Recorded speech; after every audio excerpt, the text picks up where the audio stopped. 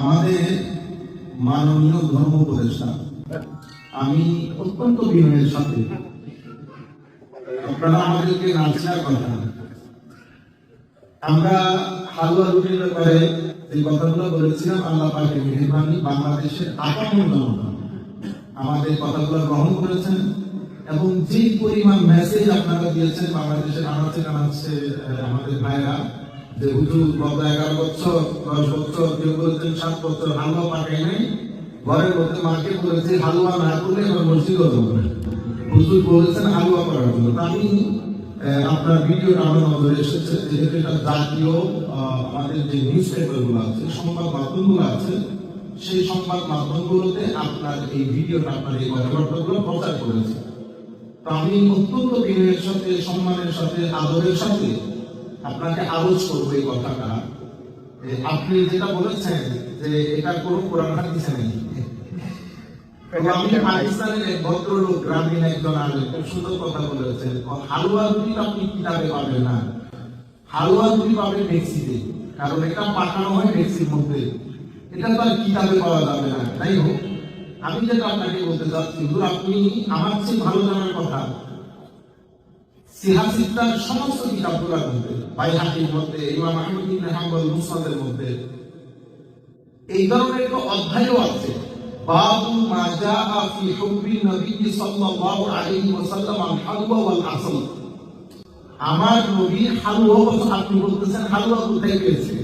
তো হালুয়া শব্দের অর্থ তো শুধু বুখারী মুসলিমে না, সিহাসিদ্দার কিতাবের মধ্যে, আপনার আহমদ ইবনে হাম্বলের মধ্যে, বাইহাকির মধ্যে, সমস্ত কিতাবের মধ্যে এসেছে। তাছাড়া ইমাম ইবনুল কাইয়িম আল জাওজি, আমি যদি ভুল না করি, এই কিতাব আমার যতটুকু আমার আইডিয়া, এটা আপনার লাইব্রেরির মধ্যে আছে, জাদুল মাআদ। এই কিতাবের মধ্যে ইমাম ইবনুল কাইয়িম আল জাওজি আমার নবীর হালুয়া এবং মধু পছন্দের ব্যাপারে বলেছেন, এগুলো শরীরের জন্য অনেক ভালো। তিব্বত নবী ওনার যে চ্যাপ্টার, ওখানে ক্যাপিটালটা আপনি আমার চেয়ে ভালো জানেন। আমি যেটা আপনাকে বলবো যে শবে বরাতের মধ্যে হালুয়া রুটি কোথায় পেয়েছি, হালুয়া রুটি তো আপনি কিতাবে পাবেন না, যেটা আমি আপনাকে অনেকবার বলেছি যে এটা আমাদের সংস্কৃতির অংশ। যেমন আমরা রমজানের মধ্যে ছোলা পেঁয়াজ খাই, বেগুনি খাই, এইগুলো তো আমাদের, এইগুলো তো আপনি কোরআন হাদিসের মধ্যে পাবেন না। আমরা ঈদের মধ্যে সেমাই, আমরা আমাদের সেমাই, তারপরে পেঁপের নাস্তা, আমাদের মহিলারা সারা রাত, 4 রাতের দিন, 4 রাত কিন্তু দোয়া কবুল হয় হুজুর, সেই 4 রাতের দিন আমাদের মহিলারা সারা রাত জেগে কাজগুলা করে। সকালবেলা কিন্তু আমরা মসজিদ থেকে এসে বিসমিল্লাহ করে সেমাইও এবং পেঁপের নাস্তা, কদুর নাস্তা, কত জাতের নাস্তা আমরা হাত করি। হুজুর আপনি তো কখনো বলেন নাই যে এগুলো তো কোরআন হাদিসে কোথাও নাই। সুতরাং এই শুধু ঈদ বলে কোনো কথা না, আমাদের সমস্ত প্রোগ্রামগুলোর মধ্যে, সমস্ত বড় বড় দিনগুলোর সাথে আমাদের কিছু local culture, local tradition, local custom জড়িত, সংস্কৃতি জড়িত। আপনি এগুলোর মাধ্যমে একটা সেলিব্রেশন, একটা ফেস্টিভিটি বাড়ে, একটা ফেস্টিভ্যাল লুকস আসে ওই দিবসের মধ্যে। এগুলো তো আমি যখন এই কথাগুলো বলবো, আপনি রাষ্ট্রীয় এত বড় একটা পোস্ট হোল্ড করে আপনি এত বড় একটা জায়গা থেকে যখন কথাগুলো বলবেন, এগুলো জনগণের মধ্যে কনফিউশন তৈরি করে। হ্যাঁ, আমি আমাদের মা বোনকেও বলবো, আমরা যদি অতিমাত্রা, সেটা তো আমরা বলে বলে আসতেছি, আমরা অতিমাত্রায় যদি ওই জায়গার মধ্যে জোর দেই, নাস্তা রুটি, তাইলে ওনারা ইবাদতের যে শক্তি, ওটা হারিয়ে দেবে। কিন্তু আপনি, আমার মনে হয় আপনি আরেকটু ব্যালেন্স রক্ষা করে বললে একটু সেন্সিবল হতো বক্তব্যটা। তো আমি আপনাকে, যেহেতু এই ব্যাপারে অনেক কথা বলেছি আগে, আমি চাচ্ছি না আমি কথাগুলো দীর্ঘায়িত হোক, আমি কি বলতে চাচ্ছি কিন্তু আপনি ভুলে গেছেন।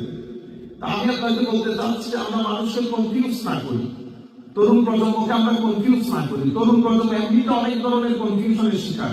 আমরা যদি এই ছোট ছোট বিষয়গুলো নিয়ে একজন আরেকজন সাথে কথাবার্তা বলে জিনিসগুলো হাসি তামাশার পর্যায়ে নিয়ে যায়, তরুণ প্রজন্মের কাছে কিন্তু দিনের পূর্ণ প্রশ্নবিদ্ধ হবে।